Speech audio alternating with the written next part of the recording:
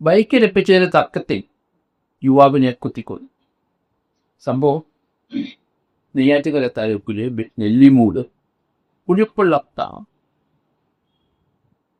ഇവിടെ ഒരാൾ, അയൽവക്കത്തുള്ള ആൾ, അതിന് ബൈക്ക് പെട്രോൾ തീർന്നെന്ന് പറഞ്ഞ് മനു എന്ന ആളിൻ്റെ വീടിൻ്റെ മുമ്പിൽ ബൈക്ക് വെച്ചു.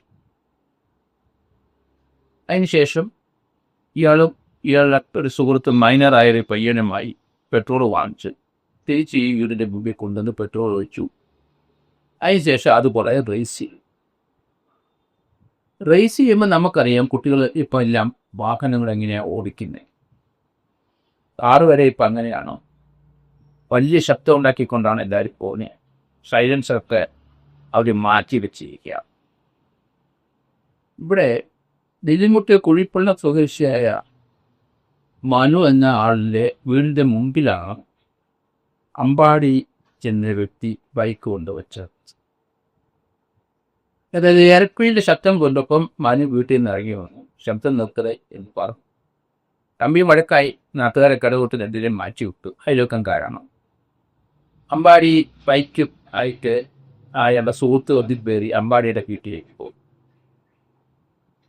ഇത് കഴിഞ്ഞപ്പം മനു വീട്ടിൽ നിന്ന് ഒരു കത്തിയെടുത്ത് പതുക്കെ അയൽവക്കത്തെ വീട്ടിലേക്ക് ചെന്നു. അവിടെ ചെന്ന് വട്ടണക്കാക്കി.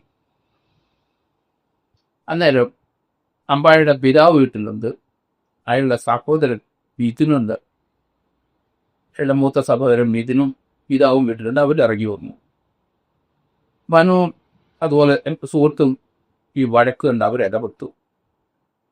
ചീത്തവിളിയും തെറിവിളിയും വഴക്കും ഒക്കെയായി നാട്ടുകാരെല്ലാം കുറേ പേര് കൂട്ടി. ഈ സമയത്ത് അമ്പാടിയുടെ കൂടെ വന്ന പയ്യൻ്റെ കയ്യിൽ കുത്തേറ്റു.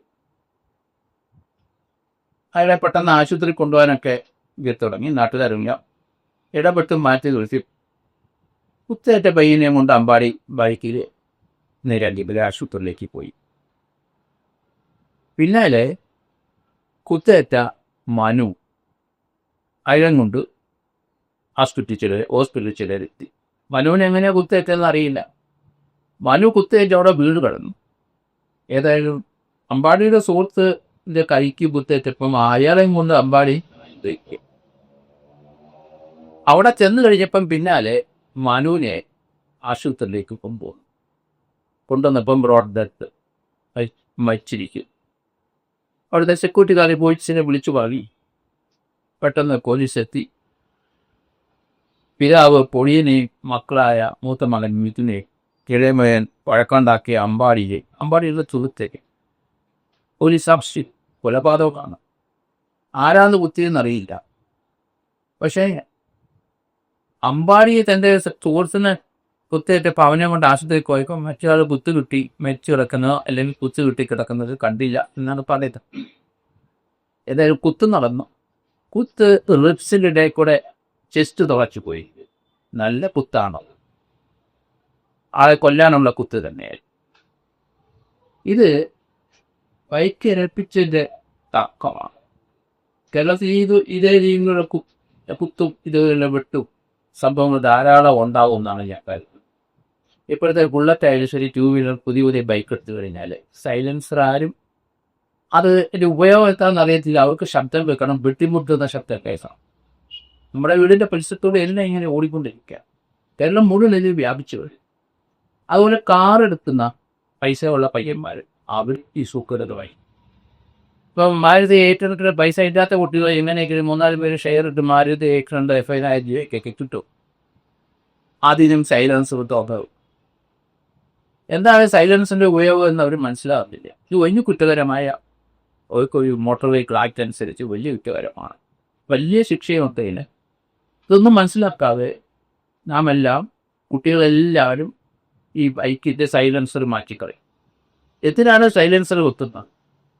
അതിൻ്റെ അകത്തുനിന്ന് വരുന്ന ഗ്യാസ് ഉണ്ടാകുമ്പോൾ, പ്രഷർ ഉണ്ടാകുമ്പോൾ ഉള്ള വലിയ ശബ്ദം ഉണ്ടാകും. അപ്പോൾ ഈ മഫ്ലർ വെക്കുക. മഫ്ലർ വെക്കുക എന്നാണ് 2 വീലർ വർക്ക്ഷോപ്പിലെ അവർ പറയും. ആ മഫ്ലറൊക്കെ അഴിച്ച് വളയ്ക്കുക. അത് മാറ്റിക്കഴിയുമ്പോൾ വലിയ പൊട്ടൽ ശബ്ദമൊക്കെ. പിന്നെ റേസ് ചെയ്യുന്നതനുസരിച്ച് വെട്ടി പൊട്ടുന്ന പോലെ ഇടയ്ക്കിടയ്ക്ക് ശബ്ദം. ഇപ്പം എൻ്റെ വീടിൻ്റെയൊക്കെ നന്ദമൂട് ഭാഗത്തൊക്കെ ധാരാളം കുട്ടികൾ രാത്രി 1 മണിക്ക് 2 മണിക്കാണ് പോകുക. ഇവിടെ പോലീസും ഇല്ല, മോട്ടോർ വെഹിക്കിൾ ഡിപ്പാർട്ട്മെൻറ്റും ഇല്ല. യവന്മാരെയൊക്കെ എത്ര നാൾ കൊണ്ട് മുമ്പ് പിടിച്ചെടുത്തതാണ്. ഇതിപ്പോൾ ഒരു ഫാഷനാണ്. രാത്രിയിൽ 2 പേര് ബൈക്കിൽ പോകും. ആരെങ്കിലും എന്തെങ്കിലും അവരൊന്ന് നിർത്തിയിട്ട് ചോദിച്ചാൽ അത് സൈലൻസറിന് കുഴപ്പമാണ്, വർക്ക്ഷോപ്പിൽ ഒഴിക്കുക എന്നൊക്കെ പറയും. പക്ഷേ യഥാർത്ഥത്തിൽ എല്ലാ ബൈക്കും പുതിയ ബുള്ളറ്റ് ഇറങ്ങിയാലും ശരി സൈലൻസർ അങ്ങ് മാറ്റും, വെട്ടിപ്പൊട്ടിക്കുകയാണ്. ഈ 80 dB കൂടുതൽ ശബ്ദം പാടില്ല എന്നുള്ള കാര്യം കുട്ടികൾ ആൾക്കാർ മനസ്സിലാക്കണം. 80 dB എന്ന് പറഞ്ഞാൽ നമ്മുടെ മൊബൈൽ ഫോണിൻ്റെ വലിയ ശബ്ദം. അത്രത്തോളം അതാണ് 80 dB എന്ന് പറയുന്നത്. അതുപോലെ വാക്വം ക്ലീനറൊക്കെ വരുന്നുണ്ട്, അത് 80 dB. അതേസമയത്ത് മിക്സി ഉണ്ട് ചിലടത്ത്, അത് 80 dB കൂടുതലാണ്, വെക്കാൻ പാടില്ല, ശബ്ദമാണത്. അയ്യൊക്കത്തുള്ളവർക്ക് അത് ശബ്ദമാണോ?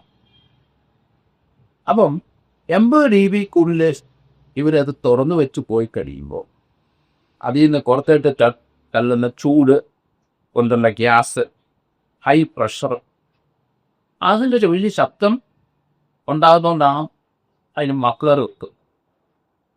ഇത് സൗണ്ട് പൊല്യൂഷൻ. 80 dB കൂടുതൽ നമ്മൾ ശബ്ദം ശ്രവിച്ചാൽ നമ്മുടെ ചെവിക്ക് പ്രശ്നമാവും. അതുകൊണ്ടാണ് ലോകത്തിലെല്ലായിടത്തും ഒരേ രീതിയിലുള്ള ഈ 80 dBയിൽ അപ്പുറത്തോട്ട് ശബ്ദം ഉണ്ടാക്കുക. കാറായാലും ഒരു കാറിനും പാടില്ല. ബെൻസ് കാറിനൊക്കെ അതേലും കുറച്ച് വലിയ കാറിനൊക്കെ ശബ്ദമേ നമ്മൾ കേൾക്കില്ല. ഇവിടെ അങ്ങനെയല്ല. ഇവിടുത്തെ ചെറുപ്പക്കാരെല്ലാവരും ഇപ്പോൾ ടാറ് ജീപ്പുണ്ട്, അതൊക്കെ വലിയ ശബ്ദം ഉണ്ടാക്കിക്കൊണ്ട് പോകുന്നതാണ്. അടിയന്തരമായിട്ട് മോട്ടോർ വെഹിക്കിൾസ് ഡിപ്പാർട്ട്മെൻറ്റ് ഇത് ശ്രദ്ധിക്കണം. പുതിയ മന്ത്രി ഇത് ശ്രദ്ധിക്കണം. എല്ലാം മുഴുവൻ ഇപ്പം അടിച്ച് തകർത്തുകൊണ്ടിരിക്കുക, വലിയ ശബ്ദങ്ങൾ. അതുപോലെ തന്നെ നമുക്കറിയാം, വലിയ വലിയ മ്യൂസിക് കൺസേർട്ട് നടക്കുന്നത് ചെവി പൊട്ടുന്ന രീതിയിലുള്ള ശബ്ദങ്ങളും മൈക്കെല്ലാം തുറന്നു വെച്ച് അവരെയൊക്കെ പ്രോസിക്യൂട്ട് ചെയ്യുക. 80 dB കൂടി വന്ന് അങ്ങനെയുള്ള ഹാളിനകത്ത് അവർക്ക് ആസ്വദിക്കുന്ന രീതിയിലുള്ള ഒരു ശബ്ദം വെക്കാം. കേരളത്തിലെ ഈ എരപ്പീൻ കൊണ്ടാണ് ഈ ഒരു കൊലപാതകം ഉണ്ടായിട്ടുള്ളതായി ഞാൻ സംശയിക്കുക. നിസ്സാരമായ ഒരു കാര്യം, അന്ന് വഷളായ ഒരു ജീവൻ നഷ്ടപ്പെട്ടു. ഒരാളുടെ ജീവൻ നഷ്ടപ്പെട്ടാൽ മാത്രം ഒരു കുടുംബത്തിലെ 4 പേരും പ്രതികളായി, 2 കുടുംബവും നശിച്ചു വെക്കണം. അപ്പം ഇതുപോലുള്ള സംഭവങ്ങൾ ഒന്നിനു കൂടെ ഒന്നായിക്കൊണ്ടിരിക്കുന്നതുകൊണ്ട് കുട്ടികൾ ശ്രദ്ധിക്കുക. അവരവരെ സൈലൻസ് തുറന്നു വെച്ചാൽ അടയ്ക്കുക. എത്രയും പെട്ടെന്ന് അടിയന്തര നടപടി ചെയ്താലും ഗവൺമെൻറ് ഭാഗത്ത് ഉണ്ടാവും എന്നാണ് ഞാൻ മനസ്സിലാകുന്നത്. കാര്യങ്ങൾ പല സന്ദർഭത്തിൽ ഞാനിത് പറഞ്ഞിട്ടുണ്ട്. ഏതായാലും ഉണ്ടാകട്ടെ, ഈ സൈലൻസ് തുറന്നു വെച്ച് പോകുന്നവരെ പിടിച്ചിട്ട് അവർ ലൈസൻസ് ക്യാപ്ചർ ചെയ്യണം, ആ ബൈക്ക് കോൺഫിസ്കേറ്റ് ചെയ്യണം, അത് കണ്ടുകെട്ടണം അങ്ങനെയുള്ളത്. അത് സമൂഹത്തിലും നമുക്ക് ആവശ്യമില്ലാത്ത കാര്യം. അത് കണ്ടുകെട്ടി ഗവൺമെൻറ് മുതൽ കൂട്ടണം എന്നാണ് ഞാൻ പറയുന്നത്.